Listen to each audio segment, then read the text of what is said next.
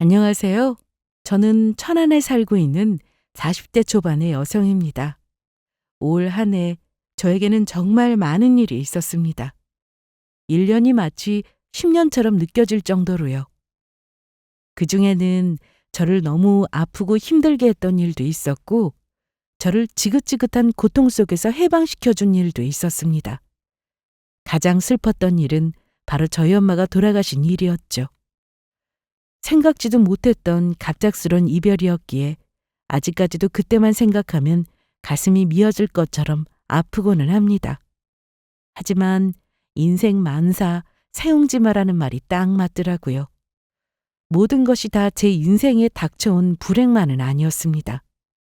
엄마의 죽음을 계기로 저는 남편과 이혼을 할 수 있었거든요. 아마도 혼자 남아 힘들어할 딸 걱정에 엄마가 남기고 간 마지막 선물이 아닐까 합니다. 남편과의 이혼이 어째서 선물 같은 일이냐고 궁금해하실 분들도 계시겠죠?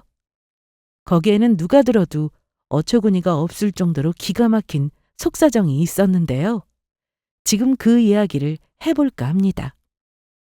남편과 진지한 연애를 시작했던 건 바로 9년 전 32살이 되던 해의 어느 여름날이었습니다. 남보다 못한 원수가 될 운명을 모른 채 말이죠. 사실 저희는 대학 동기로 오래 알고 지내던 사이였습니다. 그 사람을 처음 만났던 건 이제 막 고등학교를 졸업하고 대학에 들어왔던 풋풋한 새내기 때였죠. 말하자면 남편과의 악연은 거진 제가 살아온 인생의 반을 이어져 왔던 것이었습니다. 어쨌든 그때는 친한 동기 사이로 나름대로 사이좋게 잘 지내왔었고요. 친하게 지내긴 했지만 결코 이성적인 감정으로 생각해 본 적은 눈꼽만큼도 없었던 정말이지 동성 친구 같은 사이였는데요. 그랬던 우리가 어떻게 하다 연애까지 시작하게 됐는지에 대해서는 지금 생각해봐도 어이가 없을 정도이긴 합니다. 굳이 핑계를 찾자면 술이 웬수라는 말을 하고 싶네요. 다른 대학 동기의 결혼식에 참석하고 함께 집으로 돌아오던 길에 저희는 이상하게 울적한 마음을 달래려고 같이 소주를 한잔 했거든요. 신랑 진짜 잘생겼더라. 너도 봤지? 아, 지금 이 순간 세상에서 제일 부러운 게 이성경이다. 잘생기긴 했더라. 성경이 걔는 대학 다닐 때부터 남자 얼굴만 보더니 결혼도 귀엽고 얼굴 보고 하네. 다음 달에 지민이 결혼식도 있잖아. 며칠이었지? 맞아. 아마 13일이었던 것 같은데? 아주 주말마다 결혼식이네. 결혼이라고는 안 할 것 같던 애들도 이제 하나둘씩 다 자기 짝 찾아서 결혼하는데 우린 이게 뭐냐? 솔직히 어디 절벽이라도 가서 외치고 싶은 심정이었습니다. 내 남편은 도대체 어디에 있냐고요? 태어나긴 한 거냐고요? 날마다 날아드는 청첩장이 이제는 아주 사형 선고처럼 들리기까지 하고 있었습니다. 정말 저 빼고는 다 좋은 짝을 찾아서 자기 인생들을 잘 사는 것 같더라고요. 차라리 연애라도 하고 있었으면 불안하지는 않을 텐데. 저는 3년 전에 마지막 연애를 끝으로 연애운이 말라비틀어지기라도 한 것처럼 그 흔한 데이트 한번 못 해보고 있던 상태였습니다. 오늘 결혼하는 동기가 원래 부케를 받을 생각이 없느냐고 제게 먼저 물었었거든요. 하지만 저는 그걸 받아도 쓸 데가 없었던 거죠.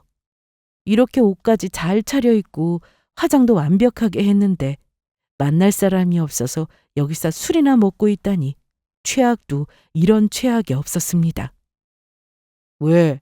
너 결혼하고 싶어? 결혼은 바라지도 않아, 이제. 연애라도 좀 했으면 좋겠다. 아, 나 이러다가 마흔 될 때까지도 결혼 못하는 거 아니야? 너 원래 옛날부터 32살 결혼하고 싶다고 하지 않았었나?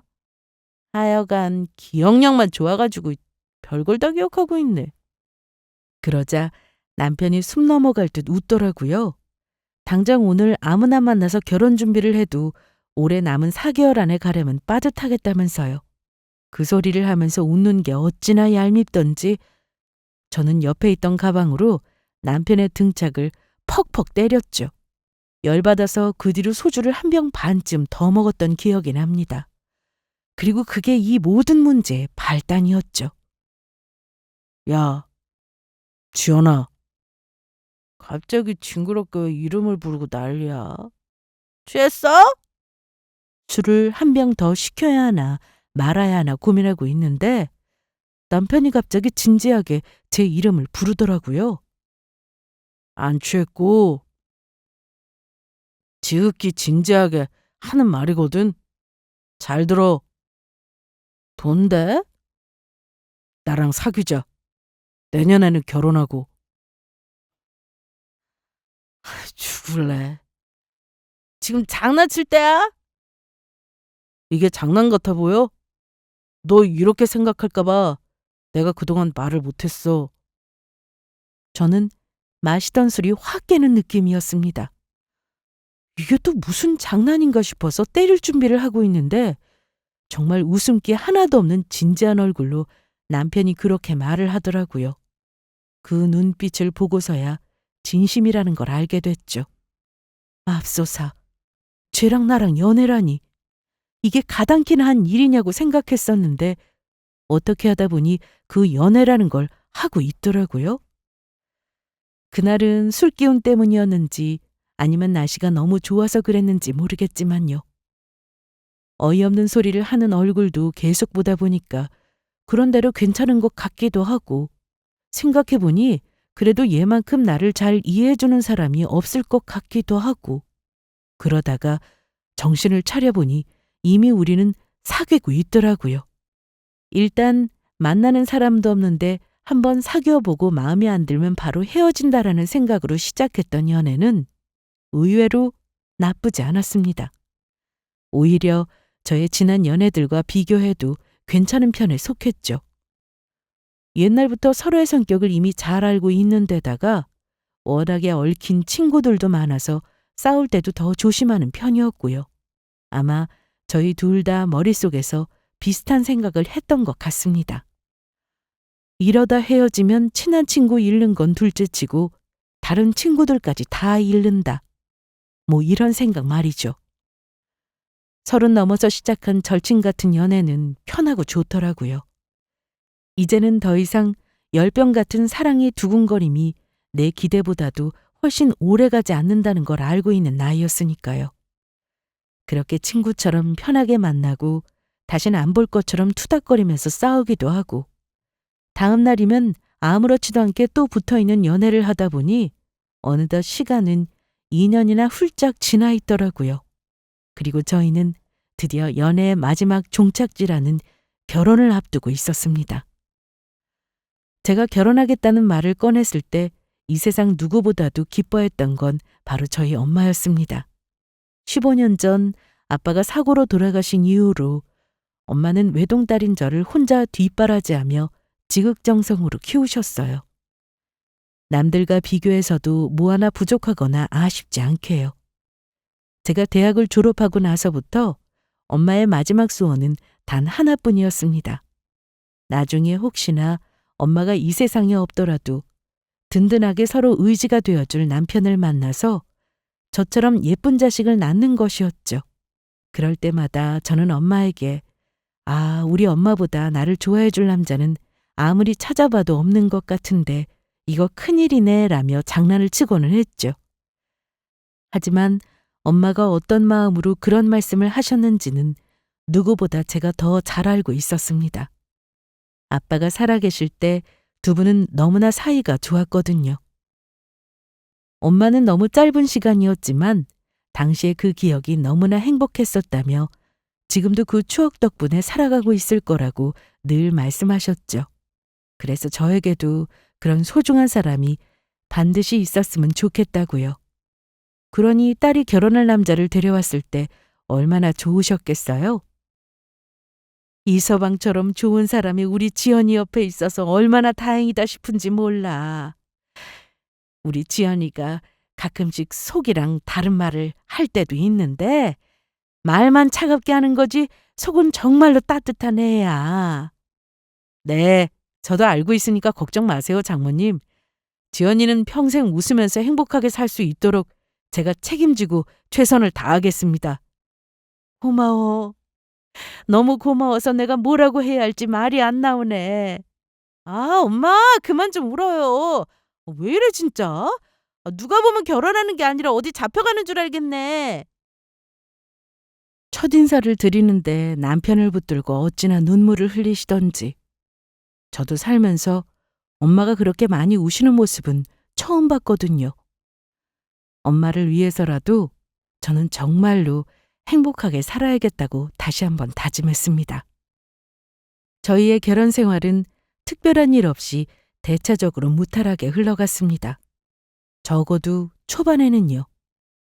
연애는 2년 남짓밖에 하지 않았지만 이미 알 건 다 알고 시작한 사이였기 때문에 신혼부부들이 흔히 겪는다는 시행착오도 저희에게는 거의 없는 편이었어요.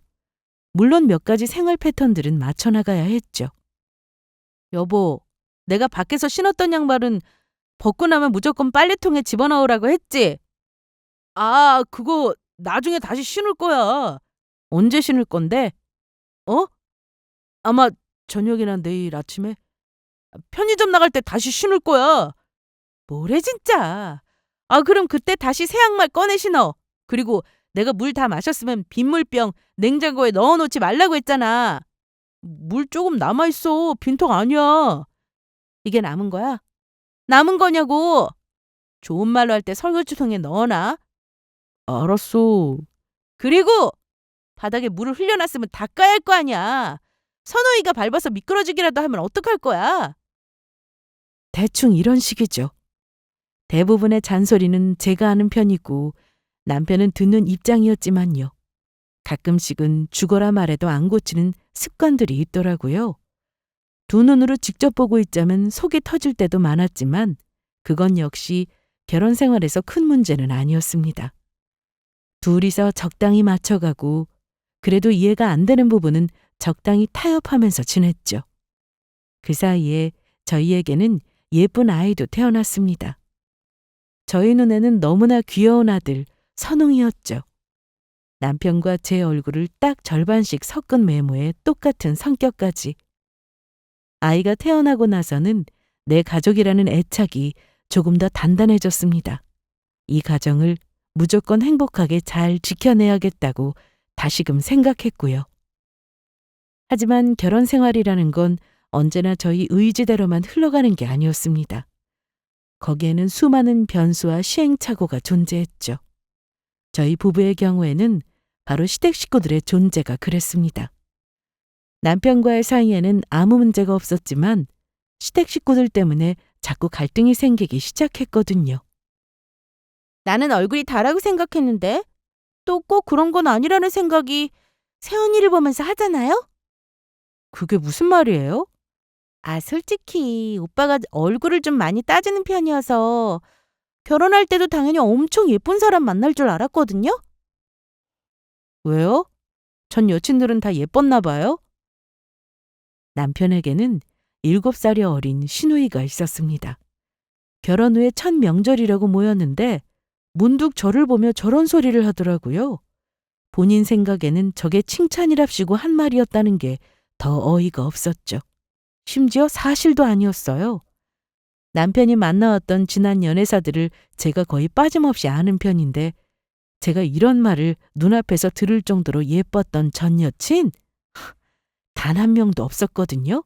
아니, 실제로 있었다고 해도 제가 이런 말을 듣고 있는 이 자리가 비현실적으로 느껴질 정도로 어이가 없더라고요. 아니요, 뭐.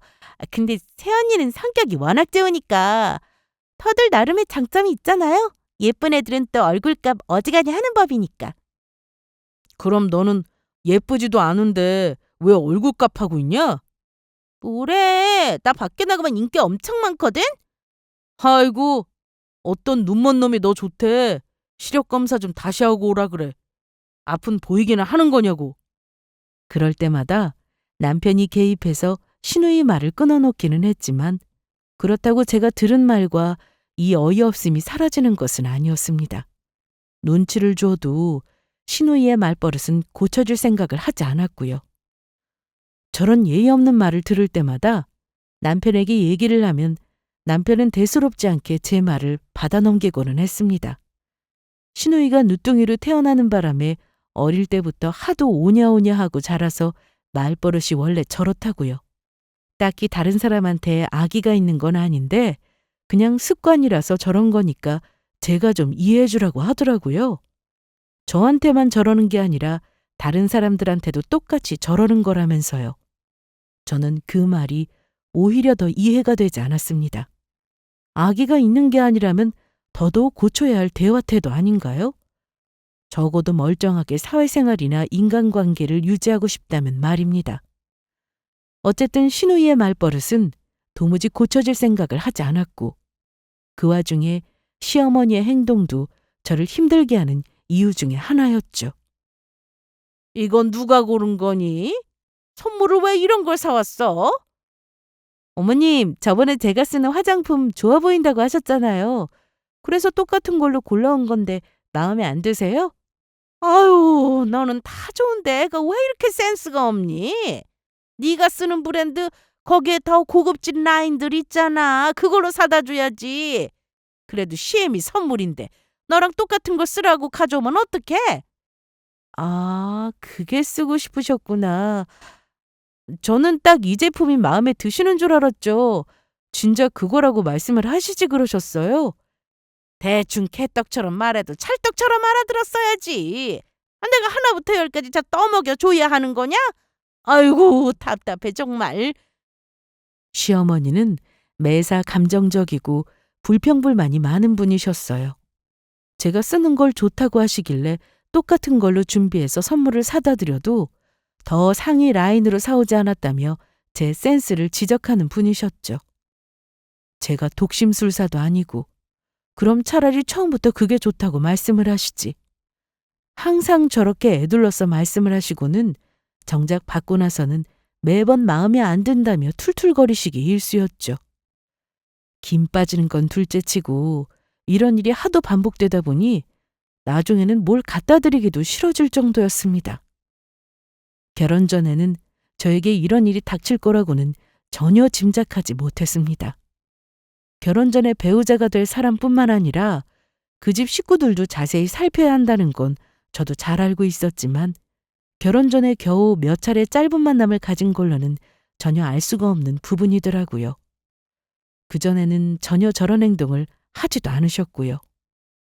철없고 버릇은 더 없는 시누이에 욕심도 많고 불만도 많은 시어머니까지 이런 시댁 식구들과의 만남은 시간이 지나면 지날수록 저에게 점점 더 스트레스로 다가왔습니다.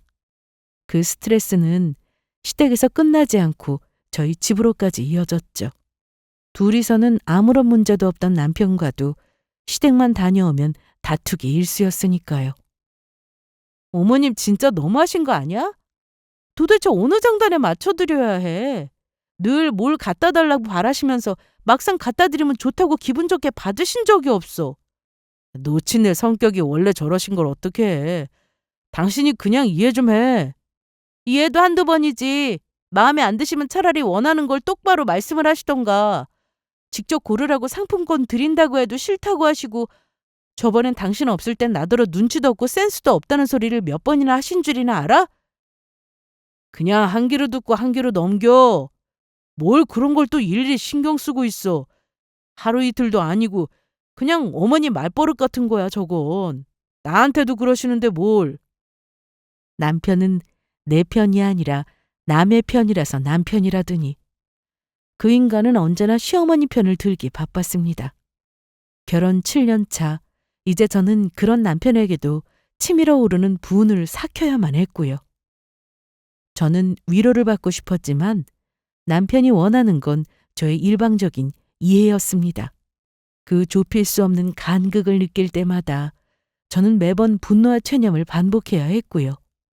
결혼하기 전에는 하늘이 두 쪽이 난다 해도 제 편을 들어줄 것만 같은 사람이었는데 이제는 생판 남보다도 더 못한 사이가 되어가고 있었죠. 그러던 와중에 저에게는 또 다른 하늘이 무너지는 사건이 생기고야 말았습니다. 저희 친정엄마가 폐렴 합병증으로 병원에 실려가시게 된 일이었어요. 어느 날 엄마 번호로 오는 전화를 평소처럼 반갑게 받았었는데 전화기 너머로 들려오는 목소리는 엄마의 것이 아니었습니다. 대신 엄마와 친하게 지내시던 친구분이 다급한 목소리로 그러시더라고요. 너희 엄마랑 만나서 같이 있는데 엄마가 갑자기 호흡곤란이 와서 지금 병원 응급실에 계신다고요. 그 순간 무슨 정신으로 병원까지 달려간 건지도 모를 정도였습니다. 원래 기저질환이 있으신가요? 네. 저희 엄마가 원래 당뇨가 심하시고 건강검진하면 심장도 조금 안 좋으신 편이었어요. 엄마 괜찮으신 건가요? 어, 일단 환자분 같은 경우는 폐렴이 왔는데 저는 죽은 듯이 누워서 기계들을 줄줄이 달고 있는 엄마를 보며 의사의 설명을 들었습니다. 원래 기저질환이 있으신 데다가 폐렴 때문에 혈액의 산소 공급이 부족해지는 바람에 심장이 더 큰 부담을 주게 되어 심부전이 발생했다고요. 엄마는 응급실에서 응급처치를 끝낸 후에 바로 중환자실로 들어갔습니다. 일단은 지켜보자고 하시더라고요. 엄마, 어떡해. 진짜 나만 두고 이렇게 갈 거 아니지? 엄마, 눈 좀 떠봐. 하지만 저의 간절한 기도와는 다르게 엄마의 증상은 시간이 지나갈수록 더 악화되어 가기만 했습니다. 각종 폐렴 합병증에 시달리면서 폐 기능이 크게 떨어지고 호흡곤란과 심정지가 번갈아 발생했죠. 혼을 빼놓는 응급처치로 간신히 고비를 넘겨도 그 다음날 밤도 넘길 수 있다는 보장이 없는 위태로운 날들이 반복되었습니다. 그리고 결국 엄마는 약 한 달간 중환자실에서 사투를 벌인 끝에 돌아가시게 되었어요. 차라리 암처럼 투병 기간이라도 길었다면 마음의 준비라도 해볼 수 있었을 텐데 너무도 허망할 정도로 갑작스런 죽음이었기에 저는 도저히 이 현실을 받아들일 수가 없었습니다. 엄마가 돌아가셨다는 의사의 선고를 듣고 옆에서 울다가 실신까지 할 정도로요. 일어나 눈을 떠보니 저희 이모와 남편이 와 있더라고요. 아무 말도 나오지가 않았습니다. 눈물만 하염없이 흐르고 있었죠. 아이고 지연아, 너라도 정신 차려야지. 이러면 안 돼. 그래 여보, 일어나지 말고 일단 좀 누워있어. 장례 준비는 내가 하고 있을 테니까. 이러다 줄초상이라도 나게 생겼다며 제 걱정을 하고 있는 이모를 안고 저는 다시 한번 울음을 쏟아냈습니다. 남편은 그새 부고 소식을 돌려서 가까운 곳에 사는 친지들부터 장례식장을 방문하기 시작했기에 계속 누워있을 수만도 없었습니다. 저는 덜덜 떨리는 몸을 힘들게 추스르고 빈소로 향했습니다. 그런데 거기서 저는 기가 막힌 소리를 듣고 말았죠. 뭐? 진짜로 돌아가셨다고? 그렇다니까. 미치겠네. 결혼이 지금 코앞인데 도와줘도 모자랄 판에 진짜 왜 그러는 거야? 그 많은 날 두고 죄수없게 왜 하필이면 지금 돌아가신 거냐고. 빈소 뒤에 마련한 작은 방에서 남편은 시누이와 통화를 하고 있었습니다.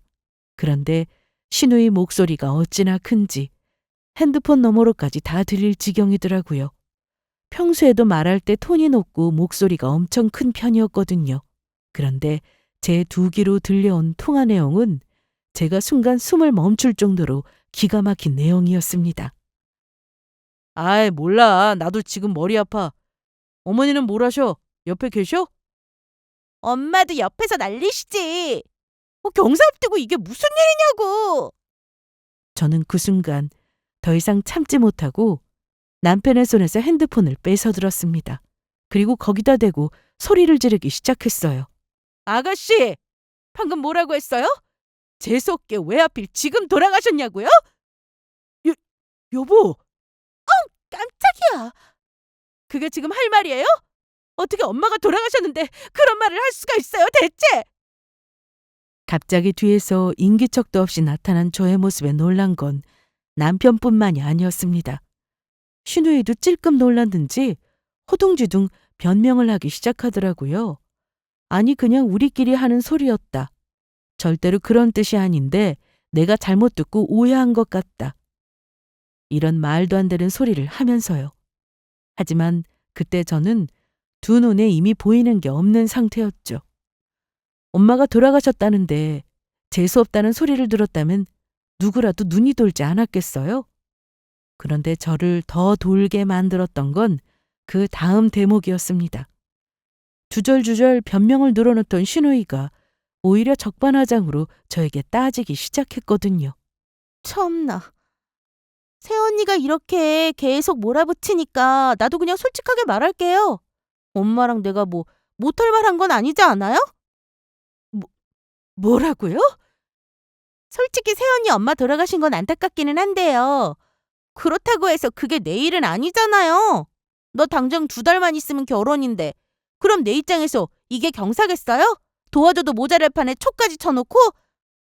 지금 말 다 했어요? 그게 인간이 할 말이에요? 다 못했어요. 나는 뭐 입이 없어서 참고 있는 줄 아나. 남의 결혼식에 재를 뿌려도 유분수지.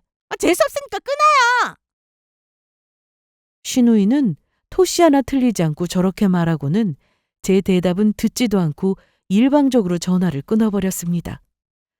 사실 이게 처음은 아니었어요. 한 달 전 엄마가 종환자실에 들어갔다는 말을 했을 때부터 돌아가시는 게 아니냐고 걱정을 했었거든요. 그래도 그때는 눈치껏 적어도 재수가 없다느니 이런 말을 한 건 아니라서 저도 그냥 넘어갔었죠. 그때는 엄마 간호를 하느라 경황도 없었고 설마 한다는 걱정이 순전히 저희 엄마 건강 때문이 아니라 본인 결혼 때문일 거라고는 상상도 못했었거든요. 하지만 이제 이 말 같지도 않은 헛소리를 듣고 보니까 그게 다 이런 뜻에서 한 말이었구나 싶더라고요. 저는 끊어져 버린 핸드폰을 멍하니 보고 있다가 몇 초 뒤 폭발해 버렸습니다. 바로 옆에 서 있던 남편에게요. 당신도 들었어? 당신도 들었냐고! 일단 진정 좀 해. 소리 좀 지르지 말고. 내가 지금 진정하게 생겼어? 당신 같으면 진정하겠냐고! 어떻게 저런 말을 해? 저게 사람이야? 저게라니. 당신도 말 조심해. 그런데 제 편을 들고 제 앞에서 대신 싹싹 빌어도 모자랄 판에 남편은 오히려 저에게 지적질을 하더라고요. 저는 어이가 없어서 되물었죠. 말 조심 좀 하라고? 지금 나한테 하는 소리야? 성희가 말 실수한 거잖아. 걔도 잘한 거 없어. 근데 당신 면전에서 한 얘기도 아니고 그냥 식구끼리 하는 얘기였잖아. 그걸 엿들은 건 당신이고. 아, 그러니까 뒤에서 이런 얘기를 해도 괜찮다는 거야? 지금 엿들은 내가 잘못이라고? 저는 남편의 입에서 나오는 말이 도저히 믿기지가 않았습니다. 어떻게 사람이 이렇게 당당할 수가 있는지, 오히려 인상을 찌푸리며 제가 대단한 잘못이라도 했다는 양 쳐다보고 있는 남편의 모습에서는 일말의 미안함도 보이지가 않았어요. 당신도 입장 바꿔서 생각을 좀 해봐. 결혼을 앞둔 게 신우이가 아니라 당신 친여동생이었으면 우리처럼 똑같이 말했을 거라고. 안 그래? 아니, 나였으면 그런 개소리는 입에 담지도 않았어. 알아? 남편은 더 이상 저와 말이 통하지 않는다고 느꼈는지 고개를 절레절레 흔들고는 밖으로 나가버렸습니다. 우리의 대화는 거기에서 끝나버렸고요. 저는 순간 머리가 핑 도는 걸 느끼고 그 자리에 주저앉고 말았습니다. 우리 엄마가 널 얼마나 좋아했는데 어떻게 이럴 수가 있어? 저의 혼잣말은 아무도 듣지 못했죠. 장례식은 어떻게 지나갔는지도 모를 정도였습니다. 저는 연달아 받은 정신적인 충격에 사흘 동안 물도 한 모금 제대로 삼키지 못했거든요. 그 와중에도 끊임없이 밀려드는 조문객들을 상대하며 하염없이 울기만 했습니다. 인간 같지도 않은 시댁 식구들은 그 누구도 장례식에 참석하지 않았어요. 원래 결혼식을 앞두고는 이런 데 가는 게 아니라나요? 저는 남편과도 아무런 대화를 나누지 않았습니다. 그저 형식적으로 해야 하는 필요한 말들만 나눴죠. 남들 눈이 있으니 엄마 가시는 마지막 길에 장례식장에서 마저 소란을 일으키고 싶지는 않았거든요. 모든 것은 다 나중으로 미루기로 했습니다. 복잡한 생각들도 이 끌어넘치는 분노도 말이에요. 그런데 뜻밖에도 상황이 반전된 것은 장례식이 다 끝난 이후였습니다. 제가 엄마의 사망보험금으로 무려 5억씩이나 되는 거금을 받게 되었거든요. 저는 엄마가 보험을 그렇게나 많이 들어두었다는 사실도, 보상금이 그렇게 거금이었다는 사실도 그때가 되어서야 처음 알았습니다. 평소에 엄마의 재산이 얼마나 되는지 전혀 관심이 없었기 때문이었죠. 엄마의 유산을 이렇게 빨리 제가 받게 될 거라고도 생각하지 않았었고요. 엄마가 수혜자를 저로 지정하고 보험을 그렇게 많이 들어두신 건 다 당신이 돌아가신 후에 혼자 남게 될 저를 위해서였겠죠. 그 생각만 하면 너무 슬퍼서 가슴이 터질 것만 같았습니다. 하지만 엄마의 마지막 선물이 그 누군가에게는 또 다른 기회로 느껴졌던 모양이었어요. 저희 시댁이 갑자기 잔치 분위기가 되었거든요. 엄마의 보험금 소식을 듣게 된 그 순간부터였죠. 저는 그 일이 있은 후로 시댁과 전화 한 통화 하지 않았으니 이 이야기는 틀림없이 남편놈이 전달한 것일 테고요. 시댁 식구들이 집으로 찾아온 건 그로부터 만 하루도 지나지 않아서였습니다. 아가, 그동안 너무 고생 많았지? 한창 때 사돈이 그렇게 가실 줄 누가 알았겠니? 네가 얼마나 속상했을까? 새언니, 너무 힘들어하지 말아요. 어머니도 좋은 곳으로 가셨을 거예요. 어디서 들었는데 남은 사람이 너무 슬퍼하면 마음 편히 못 떠나신다고 하시더라고요. 시어머니와 시누이는 연락도 없이 집에 들이닥쳐서는 저에게 위로랍시고 저런 말들을 속사포처럼 쏟아냈습니다. 처음에는 이제 와서 마음에도 없는 위로를 하는 이유를 알지 못해서 이건 또 무슨 꿍꿍이인가 싶었죠. 저는 뭐라고 하나 더 드러나 보자 싶은 심정에 말없이 그들을 쳐다보고만 있었고요. 제가 아무런 대답이 없자 지레 찔리기라도 했는지 두 사람은 서로 눈빛을 교환하더니 어색하게 웃으며 다시 입을 열었습니다. 혹시 우리가 장례식에 못 간 것 때문에 아직 기분 상한 건 아니죠? 장례식에 오든 말든 상관없는데 이제 와서 이런 이야기는 왜 하는지 모르겠네요. 제 입에서 나온 차가운 대답에 시어머니는 제 눈치를 살피며 한층 더 과장된 몸짓으로 말했습니다. 에휴, 우리라고 왜 안 가고 싶었겠니? 아가 네 생각만 하면 딱해서 자다가도 벌떡 일어날 정도였어. 그러셨어요? 당연하지. 그래도 어쩌겠니? 딱한 건 딱한 거고 당장 성희 얘 결혼식이 코앞인데 아무리 미신이라고 해도 결혼 앞두고 괜히 찝찝할 필요는 없잖니. 그러니까요. 새언니는 혼자 있을 텐데 우리가 갈 수는 없지. 얼마나 걱정 많이 했다고요. 오빠한테도 새언니 괜찮냐고 몇 번을 물어봤어요? 신우이가 옆구리를 찌르자 뚱한 얼굴로 서 있던 남편은 뒤늦은 맞장구를 치면서 고개를 끄덕였습니다. 그래! 당신 섭섭했던 건 우리도 충분히 이해하고 미안하게 생각해. 그래도 서로 사정이 있었던 거니까 당신이 이해 좀 해줘.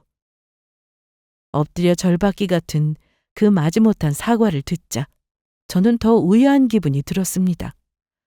분명히 저러는 목적이 있는 것 같은데 아직 본론은 나오지도 않았구나 싶더라고요. 뭔지 모르겠지만 참 눈물나게도 애를 쓴다 싶었고요. 그런데 얼마 지나지도 않아서 곧 튀어나오게 된 그 본론에 저는 하마터면 뒤로 넘어갈 뻔했습니다. 너무 기가 막힌 소리를 들어버렸기 때문이었습니다. 그래서 군우 얘기 들어보니까 사돈이 그렇게 준비를 많이 해두고 돌아가셨다면서? 하긴 내 친구네도 들어보니까 부모님이 보험을 엄청 들어두고 돌아가셨대요. 요즘 자식들 위한다고 다들 그렇게 하신다나. 그제서야 저는 슬슬 시댁 식구들이 갑자기 여기를 찾아온 이유를 알 것 같더라고요. 저는 남편을 노려보았습니다. 이야기가 새어나갈 곳은 저 인간뿐이었으니까요. 저 인간이 우리 엄마의 보험금 사정을 알게 된 것도 우연한 일이었습니다. 제가 엄마 짐 정리를 하면서 찾은 보험증권으로 보험사에 연락을 했었는데 그걸 또 남편이 어떻게 뒤에서 몰래 보게 됐었거든요. 보험금의 액수까지도요. 저는 긍정도 부정도 하지 않은 채 팔짱을 끼고 서 있었습니다. 그러자 제 말을 긍정의 신호로 알아들은 건지 시어머니가 재차 말을 이었어요. 그렇지 않아도 성희가 봐뒀던 신혼집이 있었는데 5억이면 딱 전세금 액수도 맞아떨어지는구나. 뭐가 맞아떨어진다는 거예요? 그 돈 저 좀 빌려주세요. 사실 원래는 대출받아서 들어가려고 했었는데 요즘 대출 이자가 좀 비싸요. 그래서 고민하고 있던 참이었는데 마침 새언니가 돈을 받게 됐다니 얼마나 다행이에요. 우리 예비 신랑 돈 잘 버는 거 아시죠? 좀 살다가 금방 갚을게요. 알고 보니 5억짜리 신혼집을 해달라고 찾아온 것이었습니다. 그것도 저희 엄마의 사망보험금으로요. 거기다 말이 빌려달라는 거지 뉘앙스를 들어보면 그냥 거저 달라는 말이었습니다. 내가 왜 그래야 되는데요? 이미 오빠랑 다 끝난 얘긴데 오빠 아직 새언니한테 말 안 했어? 어이가 없어서 되묻는 저의 말에 오히려 신우이는 당당한 얼굴로 남편에게 묻더라고요. 남편은 헛기침을 한 차례 하더니 대답했습니다. 지금 하려고 했어. 내가 예전부터 성희한테 약속했던 게 있었어. 나 대학 가고 어학연수 가고 좋은 거 혼자 다 할 때 성희는 아무것도 못했었거든. 그게 미안해서 성희 결혼할 때는 내가 신혼집 전세금 정도는 보태준다고 약속했었어. 그러니까 당신이 약속을 했든 말든 그거랑 이 돈이 무슨 상관이냐고. 아니, 성희가 남도 아니고 하나밖에 없는 신우인데 가족끼리 어려울 때 좀 도울 수도 있는 거 아니야? 그리고 장모님 돌아가셨다고 받은 돈인데 그 돈 쓰기도 그렇고 가지고 있는 것도 좀 그럴 거 아니야. 나도 당신 생각해서 하는 소리야. 그러니까 지금까지 들은 말을 종합해보자면 남의 돈으로 자기들끼리 생색은 다 내면서 이미 어떻게 쓸지까지 다 의논을 마친 상태였다는 것이었습니다. 그거 아세요? 사람이 너무 말이 안 되는 소리를 들으면 그냥 말문이 막혀버리는 거요. 너무 황당한 나머지 나중에는 그냥 웃기기까지 하더라고요. 저는 한참을 미친 사람처럼 웃다가 저를 당황해서 쳐다보는 세 사람을 향해 말했습니다. 미안해요.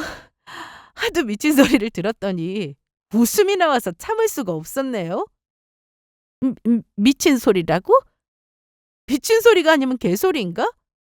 엄마 장례식 이후로 진짜 처음 웃어보는 것 같네. 당신 어머니한테 말버릇이 왜 그래? 너나 입 다물어 이건우! 또 말버릇이 어쩌고 운운하려는 남편에게 저는 일갈했습니다. 그리고 깜짝 놀라 멍하니 앞을 보고 있는 그 인간에게 말했죠.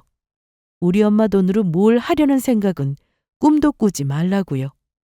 그 뒤로 어떻게 됐냐고요? 저 새 인간은 마치 맡겨둔 돈이라도 찾아가려는 것처럼 매일같이 저를 괴롭히기 시작했습니다. 아주 빚독촉을 하는 빚쟁이가 따로 없더라고요. 돈 달라며 시도 때도 없이 전화를 하고 문자를 보내고 심지어 제 직장까지도 찾아오고는 했죠. 살살 달래면서 저를 꼬셔보기도 했고 윽박지르면서 돈을 내놓으라고 난리를 치기도 했고요. 저는 그 모든 연락을 무시한 채 계속해서 일상을 보내고 있었습니다. 물론 준비하고 있는 일이 있었죠. 바로 이혼 소송이었고요.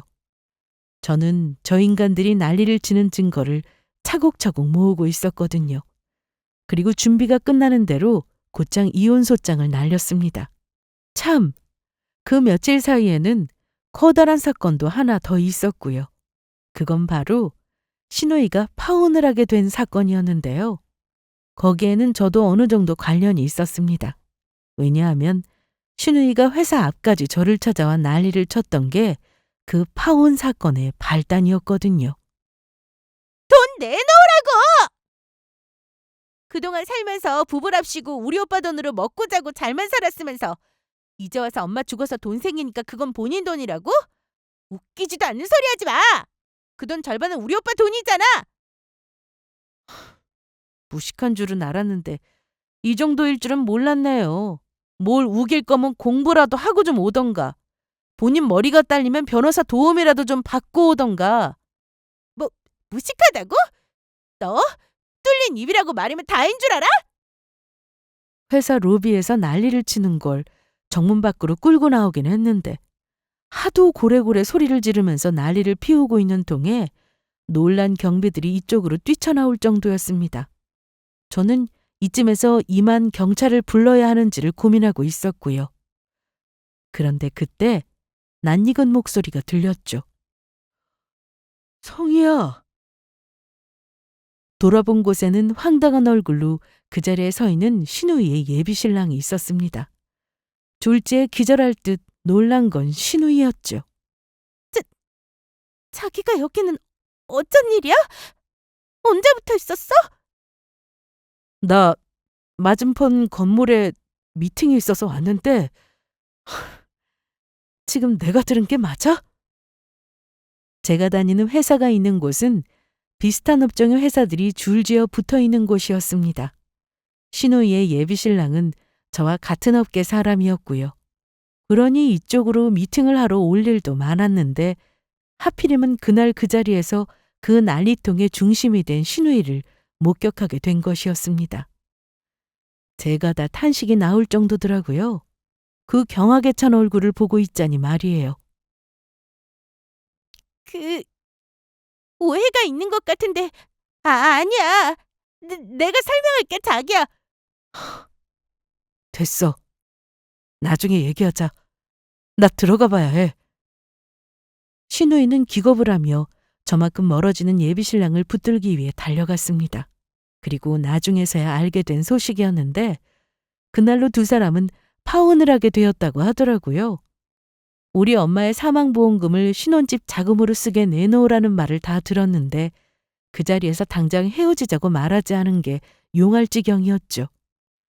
신우이가 잘못했다며 울고불고 매달렸지만 돌아온 건 차가운 이별 통보였다고 합니다.